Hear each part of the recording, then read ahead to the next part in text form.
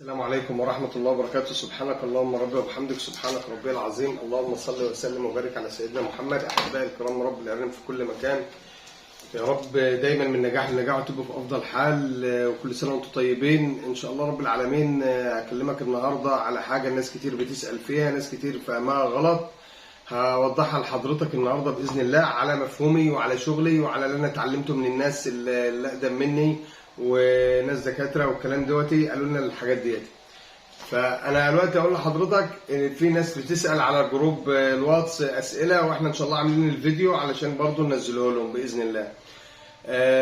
الاعداد من الذكر ولا من النتايه؟ انا عندي جبت ذكر، ولما جبت الذكر ده ما شاء الله الدنيا بقت حلوه عندي، وبقى عندي اعداد كتير 11 و12 والكلام ده، والحاجه ما شاء الله. اقول لك ده مش شرط انه يكون الذكر، وده مش سبب الذكر. انا عايز افهم حضرتك ان الذكر مش مسؤول عن العدد. اي حد يقول لك الذكر مسؤول عن العدد نقول له لا، هو الذكر خصوبته كويسه وتمام وكل حاجه، وبعدين اعزك الله هو الذكر بينزل حيوانات منويه بالملايين، يعني كتير جدا. فالنتايه اللي بتقبل العدد وهي اللي ما بتقبلش العدد النتايه. الذكر اقول لك الاول الذكر مسؤول عن ايه؟ الذكر مسؤول ان الذكر يبقى ظهره كويس، زي الذكر اللي حضرتك شايفه ده كده، الذكر ما شاء الله قدامك ظهره يبقى كويس، يبقى ظهره عريض ومليان، ورجليه اللي ورا طويله وبيوزب عليها جامد. ده مواصفات الذكر. دماغه كبيره زي ما حضرتك شايف كده، دماغه ما شاء الله الله اكبر اهوتي، دماغه بتبقى كبيره. ذكر يبقى وضعه كويس، دايما يبقى نشيط، تحط له النتايه يطلع عليها. دي مواصفات الذكر. ظهره عريض في جزلة لحم، رجليه اللي ورا طويله، دماغه كبيره، تمام. دي مواصفات الذكر علشان حضرتك تبقى عارف. دايما يكون نشيط، عنده نشاط، تحط له النتايه يطلع عليه، ما يبقاش كسول. ده بيبقى تعرف ان الذكر ده كويس واموره ماشيه معاك زي الفل. طب الذكر اعرف اذا كان كويس بعد ما يخلف منين؟ اقول لحضرتك حسب احجام الولد. يعني الولد حجمها كويس، الارنب المولود حجمه كويس، تعرف ان ده سبب فيه الذكر مش النتايه. ان الذكر في جزلة لحم، فعلشان كده ان عياله او الولده بتاعته طالعه حجمها كويس. طبعا لما بيكون الحجم كويس الارنب بيزيد بسرعه تحت امه، بيشرب كويس، بيبدا اما تفطمه تلاقي ظهره مليان. ده كله بيبقى السبب فيه الذكر، ما بيبقاش فيه السبب النتايه. علشان حضرتك بس تبقى مركز معايا. مطلوب ان النتايه تبقى كويسه، مطلوب كل الكلام ده على دماغي، مفيش فيها مشكله، كل ده على دماغي. بس الذكر مسؤول عن ايه؟ مسؤول عن اللي انا قلته لك دهوتي، علشان ما تقعدش تقول ان الذكر عندي والاعداد والكلام ده، علشان تبقى عارف انت شغال ازاي في مزرعتك. طيب المسؤول عن العدد مين؟ المسؤول عن العدد النتايه. هتقول لي ازاي النتايه يا حاج محمد؟ اقول لك ازاي.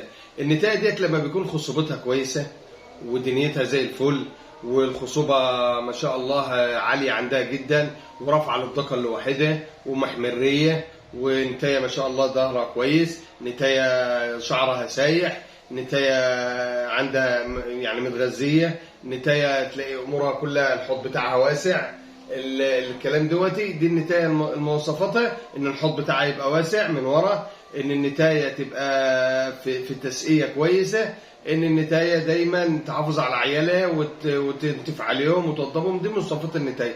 وفي الخصوبه تقبل يعني النتايه لما تجيب عدد كبير بتعرف ان النتايه دي اصلا مواصفاتها في الخصوبه كويس.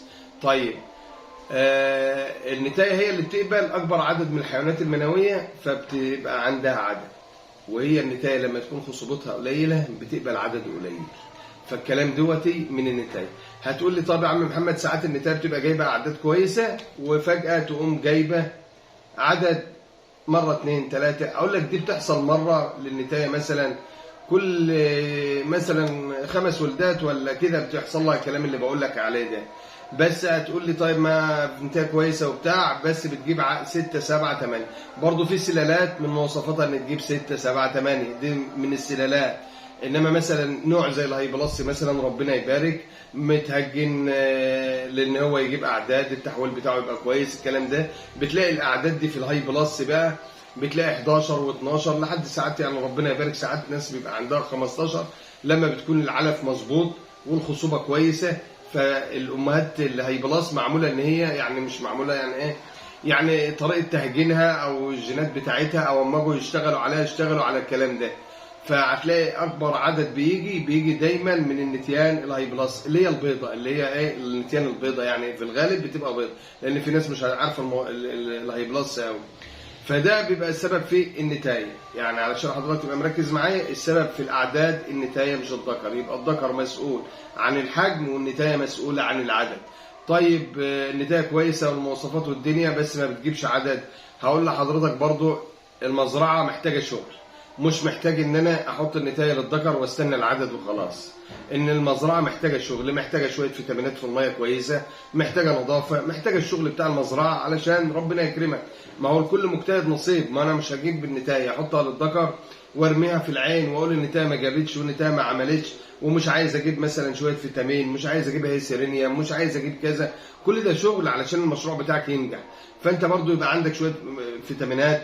انا مثلا عامل حسابي هطلع القح النهارده مثلا على 5 6 نتيان، اكون عاتلهم في الميه مثلا هي سيرينيوم، اعللهم الخصوبه، اكون مهتم بالنتايه اللي انا هحطها للذكر، اكون شايف ان هي ما يبقاش فيها اي مرض، لا جرب ولا تسمغ ولا مثلا برد ولا اي حاجه، عشان احصل على الاعداد، عشان النتايه تبقى بكامل صحتها واحصل على الاعداد. انما ما اجيبش نتايه عندها برد وما عالجهاش وعشان لقيتها حمراء اقوم حاططها للذكر، ما هي كده مش هتجيب لك العدد اللي انت عايزه.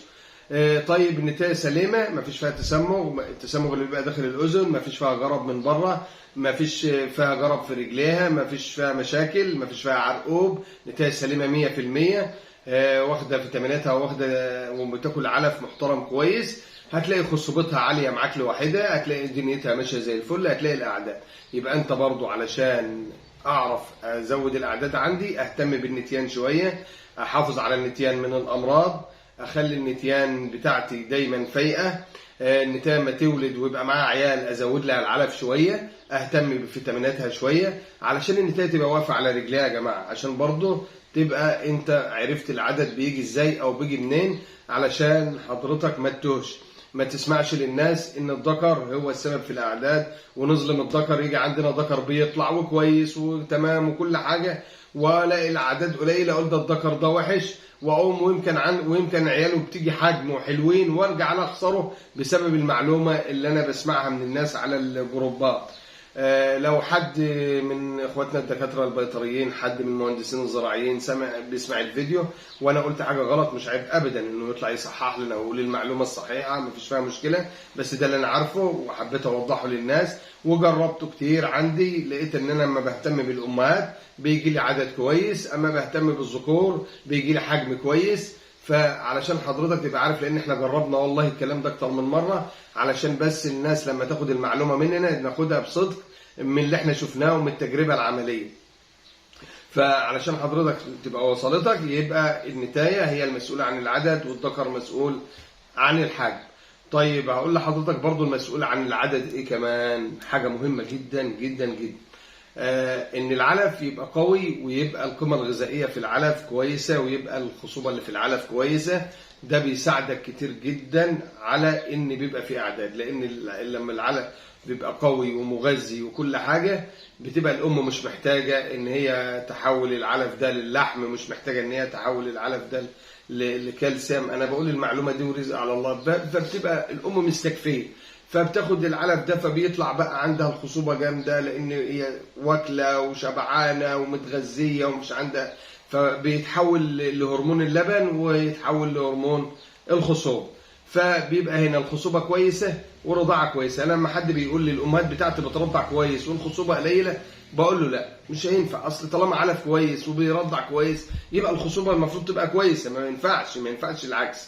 فبرضه مهم جدا في موضوع الاعداد العلف. شوف انت شغال بعلف ايه، حافظ ان انت دايما يا جماعه تجيبوا علف كويس. حافظوا ان انتوا ما تقوليش انا اروح اجيب علف رخيص وترجع تلاقي نفسك بتجيب 7 و8 و4 والامهات هزيله بعد الولاده، والامهات بعد الولاده تلاقيها يعني في الولاده الثانيه لما تيجي تلقح عليها تلاقيها بتسقط والدنيا، لان هي ضعيفه ما عندهاش غذاء. ما تبصلهاش من الشكل العام. احنا معلش بيبقى عندنا يعني في البشر بيبقى الواحد قد كده والست قد كده وتلاقي عنده انيميا. فانت ما تبصش للشكل العام، برضه تهتم بالفيتامينات واهتم بالتغذيه. بقى عندك علف كويس وعندك تغذيه كويسه وعندك فيتامينات كويسه، تلاقي الامور ماشيه معاك كويس قوي، تلاقي الدنيا مشت معاك حلو، تلاقي الارنب اكتمل اللي هو عايزه، النظافه بتاعته موجوده، محافظ عليه من الجرب، عاتله فيتاميناته، بياكل كويس. هنا الارنب يديك، غير كده الارنب مش هيديك. فعلشان بس انا حبيت اصحح المعلومه للناس، ويا رب دايما من نجاح لنجاح وتبقوا في افضل حال. كل سنه وانتم طيبين، ودايما مشرفين ومنورين على قناه اخوكم محمد حسان. واي حد عنده استفسار تحت الفيديو يعلق لي، واحنا موجودين ال 24 ساعه ان شاء الله نرد عليه. والسلام عليكم ورحمه الله وبركاته.